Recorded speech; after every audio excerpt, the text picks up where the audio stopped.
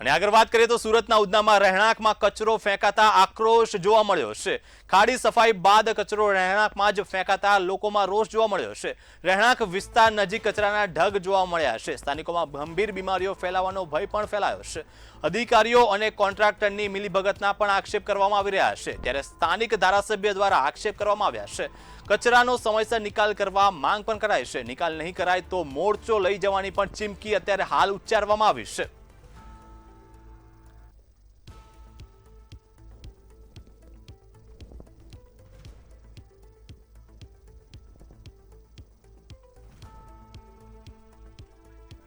ત્યારે કચરાનો સમયસર નિકાલ કરવા સ્થાનિકો દ્વારા માંગ પણ કરવામાં આવી રહી છે અને કચરાનો નિકાલ રહેણાંક વિસ્તારમાં કરવાથી સ્થાનિકોને ગંભીર બીમારીઓ થવાની ભીતિ પણ અત્યારે સતાઈ રહી છે। ત્યારે નિકાલ નહીં કરવાય તો ઉગ્ર આંદોલનની ચીમકી પણ ઉચ્ચારવામાં આવી છે। ત્યારે સ્થાનિકોમાં ગંભીર બીમારીઓ ફેલાવાનો ભય પણ અત્યારે હાલ જોવા મળ્યો છે। અધિકારીઓ અને કોન્ટ્રાક્ટરની મિલીભગતના પણ અત્યારે આક્ષેપ કરવામાં આવી રહ્યા છે। ત્યારે સ્થાનિક ધારાસભ્ય દ્વારા પણ અવાજ ઉઠાવવામાં આવ્યો છે। ત્યારે સુરતના ઉધનામાં રહેણાંકમાં કચરો ફેંકાતા સ્થાનિકોમાં ભારે આક્રોશનો માહોલ જોવા મળ્યો છે।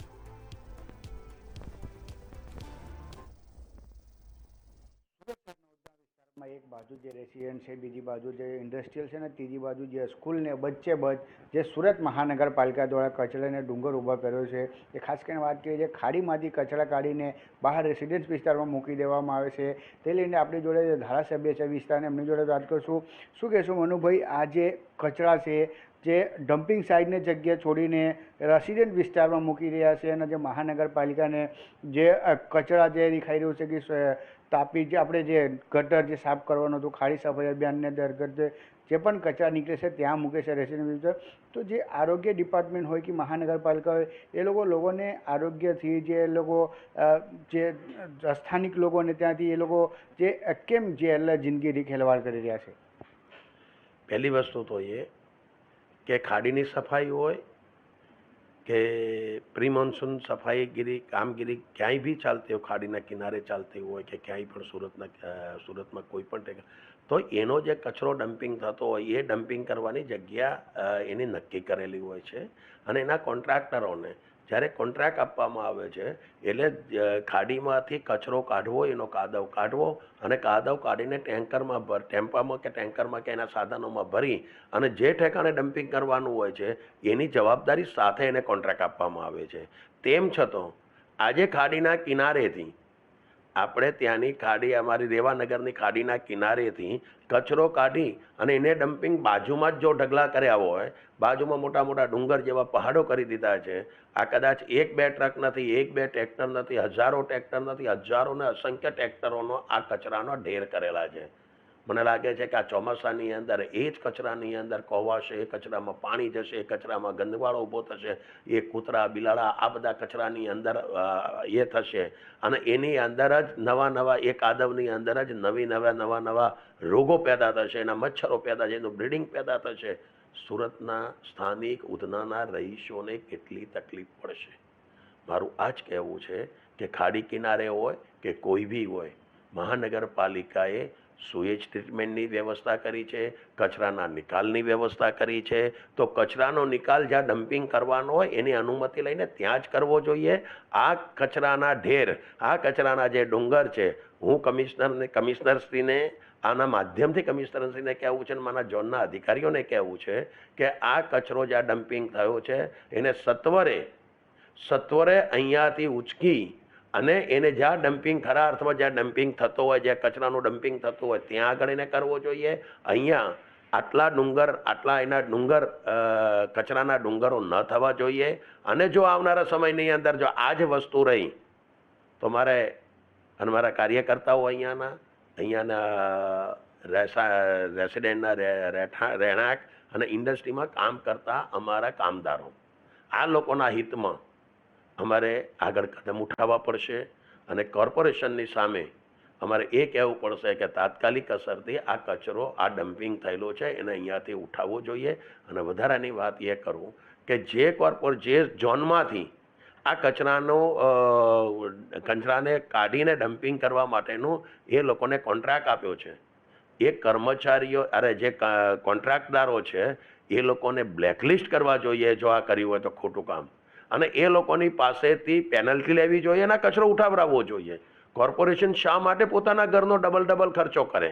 કોર્પોરેશન નુકસાન શા માટે કરે? હું તો કમિશનરશ્રીને એટલું કહું છું કે એ રોડ ઉપર તમે આવશો, તમારી સાથે હું ઊભો રહીશ, કેટલી દુર્ગંધ મારે છે, કેટલા કૂતરા અંદર બિલાડા ફરે છે અને કેવી વાસ મારે છે, જાનવર બી ત્યાં આવી ગયા છે.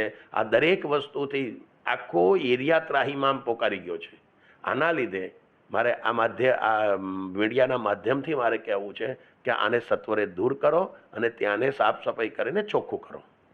સાહેબ, બીજી વાત કરતી જે અધિકારીઓ છે, શું લાગે છે જે કોન્ટ્રાક્ટર છે એને ગુલામ બની ગયા છે એ કે એટલું જ માને છે? કેમ કે જો સ્થાનિક એમએલએ આવી રીતે કહેતો હોય કે હટાવવાનો જલ્દી નિકાલ લાવો, તો જે અધિકારીઓ છે કેમ કોન્ટ્રાક્ટરને દબાણ નથી બનાવતો? શું લાગે છે? મને એવું લાગે છે કે કોન્ટ્રાક્ટર અને અમુક અધિકારીઓ જે છે, નીચે અધિકારીઓ છે, એમનું કદાચ મેળાપીપણું બી હોઈ શકે, યા તો આ લોકોને જે રીતે કોન્ટ્રાક્ટરોને કોન્ટ્રાક્ટ આપેલો છે આ ખાડીમાંથી કચરો, ખાડીમાંથી એનો કાદવ આ બધું કાઢીને જ્યાં ડમ્પિંગ કરવાનું, એ ડમ્પિંગ કરવાના જે કોન્ટ્રાક્ટ આપ્યો છે, કોન્ટ્રાક્ટમાં ક્યાંક ને ક્યાંક ક્ષતિ હોય એવું લાગે છે. અને એના લીધે જ કોન્ટ્રાક્ટરોને એક મોકળું મેદાન મળ્યું છે અને કોન્ટ્રાક્ટરોએ બાજુમાં જ એમને વધારે કાર્ટિંગ ન લાગે એટલા માટે બાજુમાં જ એને ડમ્પિંગ કર્યું છે. મારે ઝોનના અધિકારીઓને એ કહેવું છે કે જો તમારો કોન્ટ્રાક્ટ એને જે તમે કઈ લીટીમાં કોન્ટ્રાક્ટ આપેલો, કઈ રીતે લખીને કોન્ટ્રાક્ટ આપ્યો છે, એ કોન્ટ્રાક્ટ તમે જોઈ લેજો અને તમને એવું લાગે કે આ કોન્ટ્રાક્ટ ખરેખર અમે ડમ્પિંગ એની કચરાની સાઈડ ઉપર જ કરવાનું કીધેલું છે, લખીને આપેલું છે, તો એને જ્યાં ડમ્પિંગ બાજુમાં કર્યું છે તો એનો ત્યાંથી ઉચકવાનો ખર્ચો એ બી કોન્ટ્રાક્ટરના સિરે જશે અને એના ઉપર પેનલ્ટી લગાવો યા તો એને બ્લેકલિસ્ટ કરો. સર, આ તો જે જનતાના ટેક્સને પૈસા છે એના પાણી જ કરી રહ્યા છે ને. હવે તો કોન્ટ્રાક્ટર એમ કહે છે અમે ખાડી સાફ કરીને બહાર કે નાખી દીધું, હવે ત્યાંથી ઉછરીને ડમ્પિંગ સાઇટ સુધી નાખવા માટે હવે અલગથી ટેન્ડર પડશે કે આમાંથી ચાલી જશે? શું લાગે છે? આની જે મર્યાદા છે એને જોઈને એવું લાગે કે કદાચ કોન્ટ્રાક્ટરોને આ રીતે જ આપેલું હોય કે ભાઈ બાજુમાં કિનારા ઉપર નાખવાનું, તો એનું અલગ ટેન્ડરિંગ કરવું પડશે. પણ મને લાગતું નથી કે કિનારા ઉપર કોઈ એવા અધિકારીઓ કિનારા ઉપર આનો કચરો નાખી દેવો, તો એ તો ગાડી ડ્રેજિંગ કરવાનો, પ્રી મોન્સૂનની કામગીરી કરવાનો કોઈ મતલબ જ નથી. જો પ્રી મોન્સૂન કામગીરી કરવાની આવે તો એ પ્રી મોન્સૂન કામગીરીની અંદર જે પણ કચરો કે કાદવ નીકળે એના યોગ્ય જગ્યાએ એને ડમ્પિંગ કરવો જોઈએ. અને જો એ રીતે ના હોય કોન્ટ્રાક્ટમાં, તો એ લોકો કોન્ટ્રાક્ટદારો પાસેથી એ લોકોએ આના નાણાં બી વસૂલ કરવા જોઈએ અને આનો કચરો ત્યાંથી ઉઠાવવો જોઈએ, એને પનિશમેન્ટ આપવું જોઈએ અને એને બ્લેકલિસ્ટ કરવો જોઈએ. બિલકુલ, આ વિસ્તારના ધારાસભ્ય હતા મનોભાઈ પટેલ, જેમને કેવું છે ખાસ કરીને જે પણ કોન્ટ્રાક્ટર છે એને બ્લેકલિસ્ટ કરવું જોઈએ. કેમ કે જે પ્રી મોન્સૂન કામગીરી કરવામાં આવે કે ત્યાંથી વિસ્તારમાંથી સાફ સફાઈ હોવી જોઈએ. પણ એક જગ્યા એવી છે કે ઉધના વિસ્તારમાં જે જીત ઇન્ડસ્ટ્રી છે એની સામે જે આખું કચરાને ડુંગર બનાવી દેવામાં આવે છે. ખાસ કરીને વાત કરીએ જે હિસાબે કચરાની ગાડીઓ જે ખાડી સફાઈની જે ગાડીઓ આવે છે ખાડીમાંથી કચરા લઈને ત્યાં નાખી જાય છે. અને ખાસ કરીને આજુબાજુ જે રહેણાંક વિસ્તાર છે, રેસિડેન્સી છે, ત્યાં જે વરસાદમાં પાણી પડે છે કચરામાંથી જે પણ કેમિકલ છે કે જે કચરા છે એ બહીને રોડ પર આવે છે, ત્યાં એક્સિડન્ટ પણ થાય છે. કશે ને કશે જે ધારાસભ્ય છે એ અધિકારીને ચેતવણી આપ્યું છે કે તમે બને એટલું જલ્દી અહીંયાથી નિકાલ લાવો, નહીં તો અમે આગળ એમાં જે કાર્યકર્તા હોય કે સ્થાનિકને સાથે મળીને સુરત મહાનગરપાલિકા સુધી પણ પહોંચશું. કેમેરામેન સાથે દીપક રાય, મંતવ્ય ન્યૂઝ, સુરત.